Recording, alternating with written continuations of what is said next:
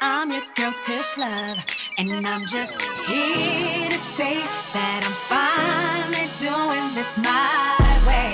Join me on my journey, no stopping me on my way up. I'm blessed and yes, success is next. Hey y'all, it's your girl Tish Luv. Hey, what's up? It's your girl Tish Luv. Hey y'all, it's your girl Tish Luv. What's up? It's your girl Tish Luv.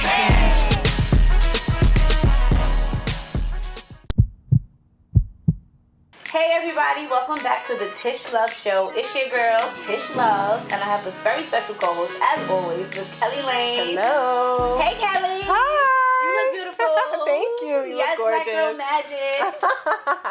I'm giving a little Larry King. I love today. it. I love it. Oh I my was gosh, really, that's you. beautiful. Thank you. I was really sad. He was like one of the first male talk show hosts I was really into. He started me on my CNN journey, and now that's all I watch. Nice. So, yeah, I just wanted to pay a little. And he's so chill. He was always so chill and cool. Yeah. You know? Oh, Larry King. I love it. So how was your week? My week's been good. You know, since the last episode, I lost 8 pounds. Oh, we're going to talk after this. I need to know how you did that. I'm trying to shed my quarantine. I see you drinking a gallon of water. Does that have a lot to do with it? Yes, it does. I'm going to get me a gallon of water. I took that habit, you know, a while ago when I became a mom, and I was trying to, like, get more energy and stuff like that. That's when I really started getting into, you know, eating more healthy, doing more healthy things, blah, blah, blah, blah, blah. Okay. But yeah, I'm happy. I was so happy. I need the recipe. So we ain't going to talk about my week because it's ruined. No, I lose 8 pounds in a week, but we're going to get some tweets from these streets. But seriously, I need to know. We'll talk. So but I'm going to go with the first tweet. Yes. This was funny to me. I just want to get your opinion. Mm-hmm. Stop wanting me to spend money with you and shop with you just because you black. Uh-oh. Make me want to spend my money with you because you got a good product, you got good customer service, and a good price point. Because if it's bad, and I don't want it no matter what color you is. Whew. How do you feel about that tweet? I feel like the tweet could have had just as much validity and message without, you know, singling out black businesses. That's my only thing. Okay. Because I feel like, we all want good products, good customer service, and all of that stuff. But I also feel like, you know, it's, a lot of people do have that attitude. And I think that it is not, you know, fair, basically. Yeah. Now, obviously, I'm not saying that black business should get a pass, you know, for poor business practice.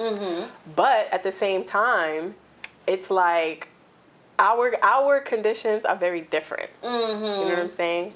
Like, we should push the message to pour back into each other financially. Right. All the other groups do. Right. So why not us? Yeah. What about you?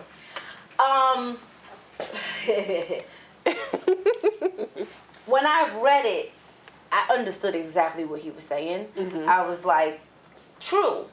But when I take myself and my selfishness out of that shopping, of a shopping experience, I understand why sometimes black people don't have good customer service or good price point. Because at the end of the day, like you said, we are not in the same position as these other people who created the business, who created the markets from these things we are buying.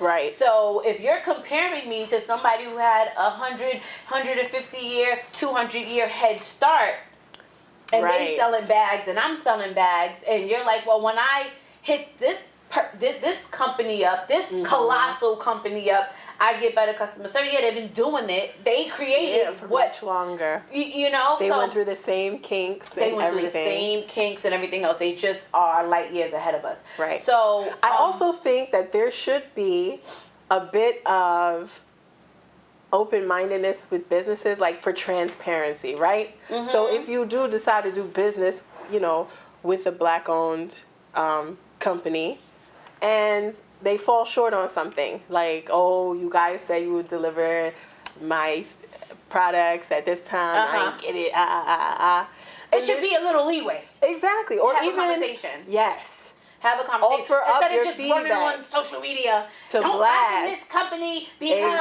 they didn't send it when they said they was going to, especially if you didn't reach out to them first. Exactly. Especially if you know they are trying but you didn't get it. I think that we don't have patience with each other. Right. Case in point, I have bought some products banging, loved it, from this black-owned company hair product. And she would send like texts for deals and stuff like that. And she was having a 4th of July promotion. So I texted it back and I was like, I'm sorry, sis, but I don't celebrate 4th of July, but if you have a promotion for Juneteenth, you know, Hello. I'm more than happy to support whatever. And she responded back. Cool. And she was like, okay, thank you. It was almost like she didn't really think of that. Right. But the following year, she absolutely had a promotion for Juneteenth. Absolutely. And sometimes we help. That's helping your sister out. You know, because she's following the market and who celebrates the 4th of July. Exactly. The people who sell the stuff for hundreds of years. Exactly. You know? So she's following that market, and it's not even catered to us. What's funny is I don't want to spend too much time on this, but I have another tweet that kind of fits this into this. You know how they call us crabs in a barrel, because exactly what we were just talking about that we do. Yes. We talk about each other, we pull each other down. Right. Let me tell you why black people are crabs in a barrel. When crabs are in the ocean, where they're supposed to be, right? They don't stop each other. They don't pull each other down. They're not in their natural habitat. And that's why survival mode kicks in. And they see somebody, right. They're in survival mode. They're in selfish mode because they're not supposed to be in barrels. Yep. Every so when I crab for seen themselves. that, I said, enlightening moment. Yep. You know, and as opposed to keep saying, you know, why do we do this to each other?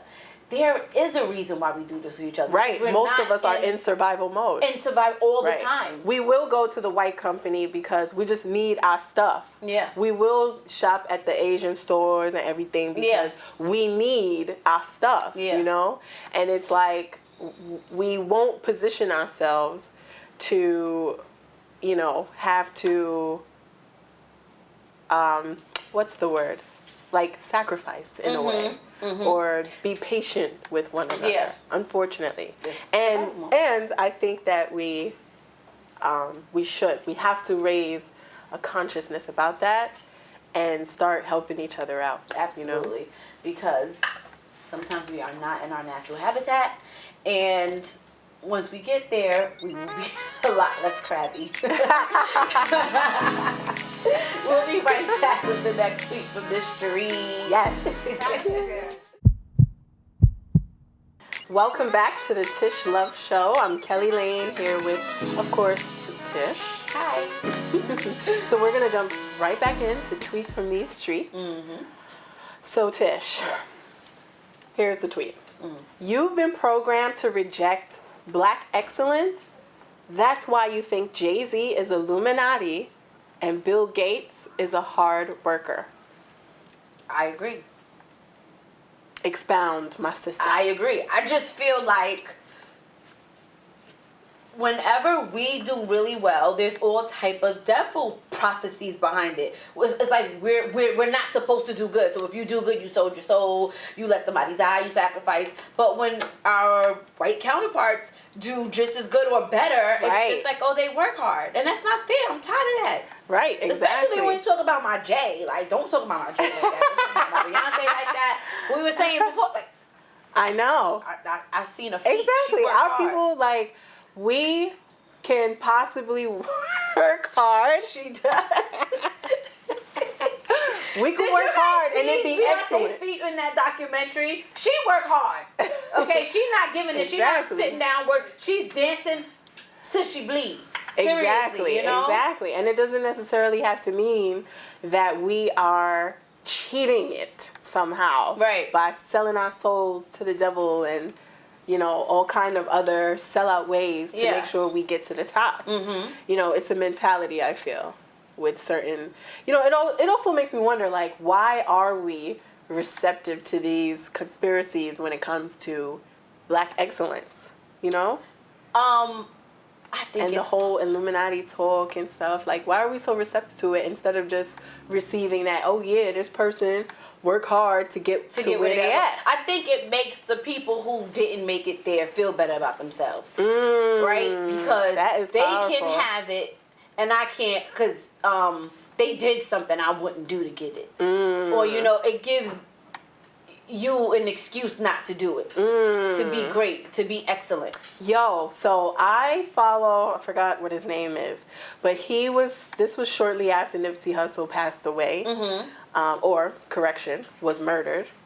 And he was saying that there are guys in the street that pray to God for your downfall before they would Pray put for energy. Exactly. Into their pray for themselves to get to where they aspire to be Yep. as they see it in your life. Yep, it's the same thing. And that was to so where, powerful. Like, if you see something somebody got, are you gonna hate on them or do they motivate you? Right. And we can go back to Nipsey Hussle. He has the whole motivation. It's a marathon. Hustle and motivate. Like, I'm not doing this, or I'm not showing you this to make you hate on me or to make you jealous. I'm showing you this because it's attainable. Right. And if you put the hustle and you put the energy into getting it, you can get it too. So we can all be here sharing this podcast. It's enough for everybody. Exactly. But there are people who take what they receive as failures and put it on you and are mad at you for what they perceive as wins. Because since they weren't able to attain it, they feel like, oh no, there's no way. There's no way. There's no way that you worked harder than I would to get to where you was at. Like, no, you had to do some sort of trickery. You had to do something. You sold out. Yeah. You did this. A woman was probably promiscuous. Yeah. Lies you Slept tell. your way to the top. A lot of people. I wasn't doing nothing. I'm just sometimes that is the choice of a lot of people, but it shouldn't be the default belief. Is what I'm saying. Yeah. Yeah. I think we're just it's just lack of education. Yeah. It's lack of motivation. You get I know for personal experience. I don't want to make it sound any type of way, but when I'm in a certain place, I look out the window and I look out the window, and there's other places I go and wake up and I look out the window and I feel good. So, where are you in your life? What are you seeing every day? Are you happy? Are you getting good vibes? Are you getting good energy? Are you able to?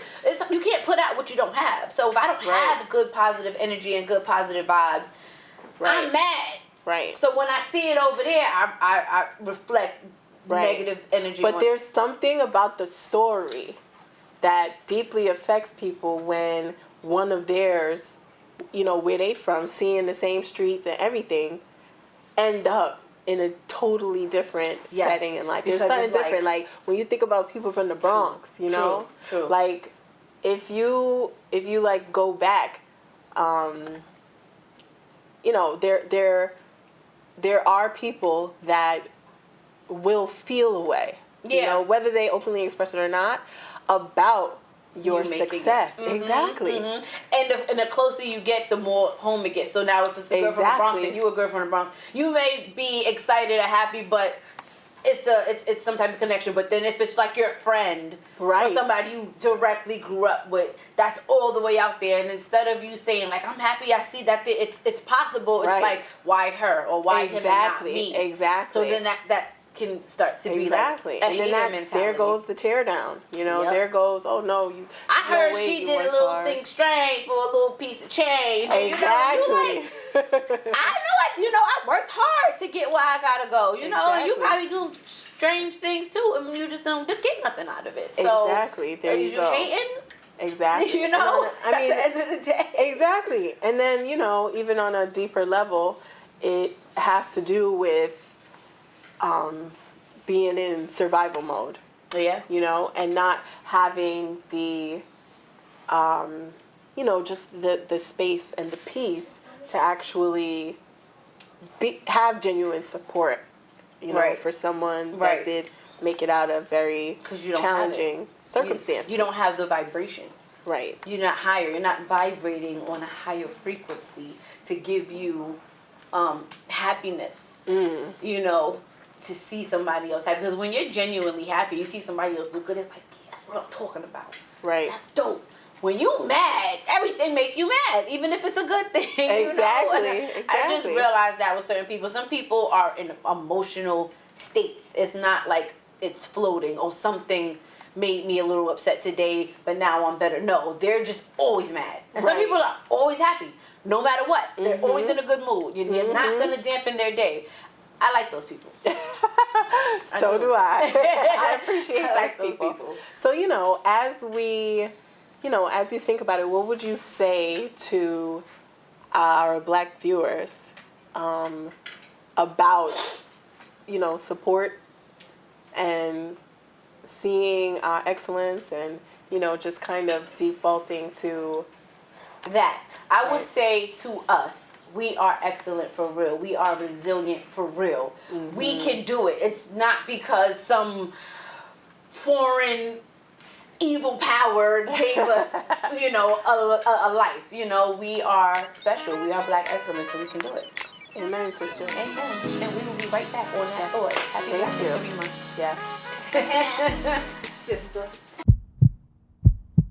Welcome back to the Tish Luv Show and our segment all about love. Love. I love this segment. It's my favorite. It's my favorite. I love talking about love. You love talking about love. I love Talk about it. love too. So what we gonna talk about, girl? What we gonna talk about? So the question is, Tish, maybe you can answer this for the sisters. Okay. The average Black man makes $42K a year. Okay.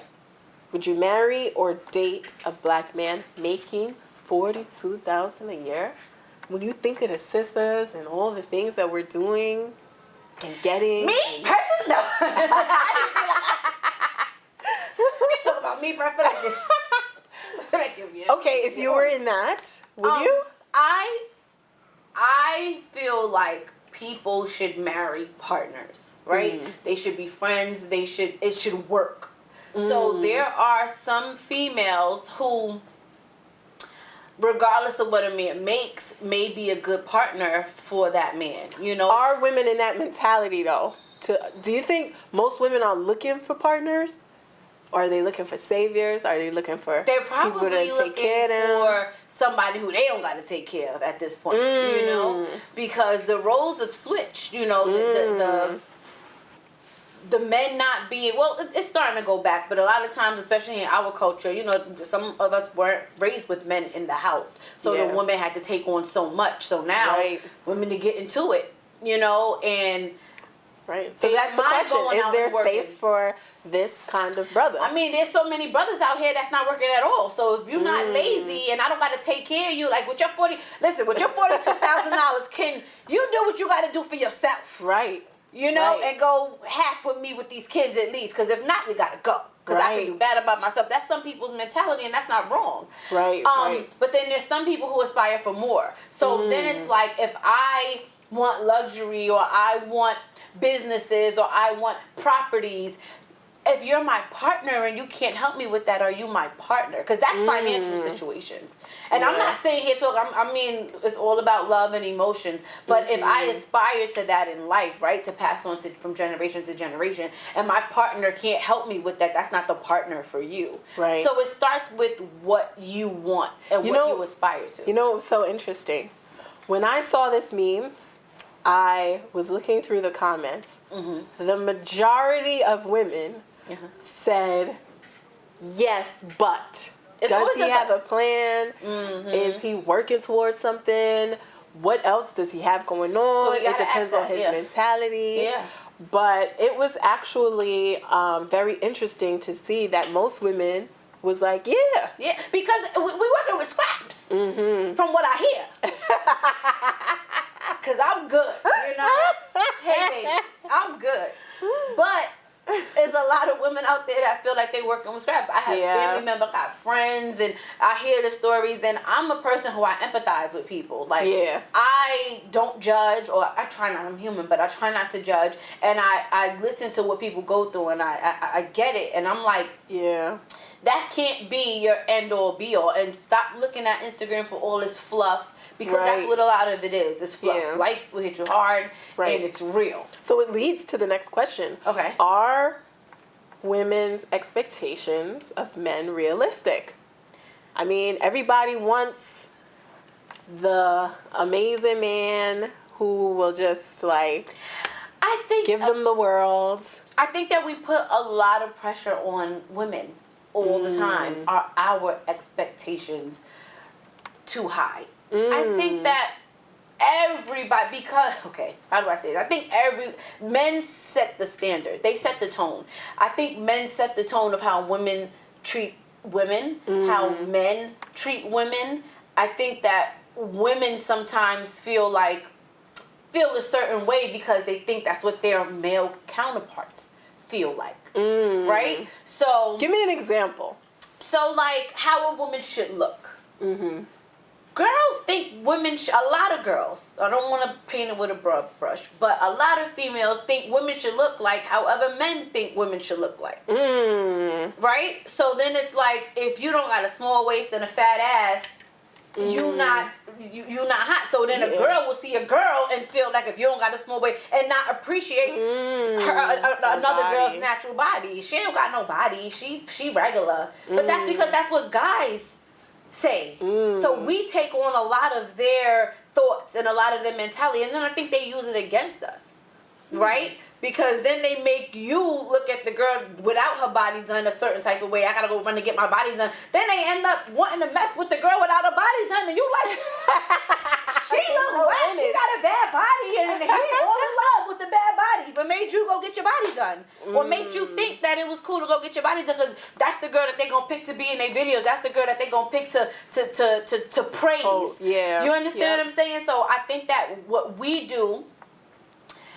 we put too much emphasis on what does my man want? What would the man look like as beauty? What would the man look at as me doing good or me not doing good? So you're saying, like, sisters just have to be happy, essentially, on we their have to own, find happiness with ourselves. We have to find sisterhoodship and hold each other up because they play on us. They play on our weaknesses.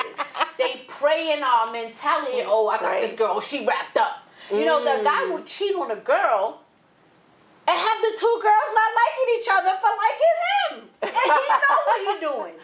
They do that in every which way. They talk about a girl. Oh, yeah, she a hoe. But you cheating on me with her. Or you in her DMs. But she a hoe. So now here I am with my friends. Yeah, him like her. She a hoe. And I don't even know the girl. You understand what I'm saying? And that's what we do because that's what our men said. You know, your man says, oh, Kim Kardashian is terrible. Man, if Kim Kardashian gave y'all a chance, y'all be so fast out of here. No, but that's because she didn't give y'all a chance. You understand what I'm saying? So now all the black women don't like Kim Kardashian because the black men said her butt's fake, she not real. Give that nigga a chance. You know, I also think it has a lot to do with women just knowing what they want. You know, knowing what they want at that time in their lives. Because then... Back to the original, can you deal with that? Exactly. Because then you can assess who brings what to the table. You know, a lot of people approach relationships to get something, not to give. But if the mentality was, all right, let me think about what I could actually give. Like, if I'm asking for this laundry list of things from the brother... What am I giving? Do I have an equitable list of things that I'm putting in? Yeah. You know? That's a very good analogy to look at it. Like, we have to at least be able to... What do you bring to the table? But like I said, I feel like women now feel like we're bringing so much more to the table than we used to have to. You know, Yes. we working, we're raising the kids, we're cleaning the house, we're doing everything, and then a man wants to come sleep with us. So it's So, like, ladies, be empowered. I have more than 42,000 a year. It's summation now. We'll be right back. I'm your girl Tish Luv, and I'm just here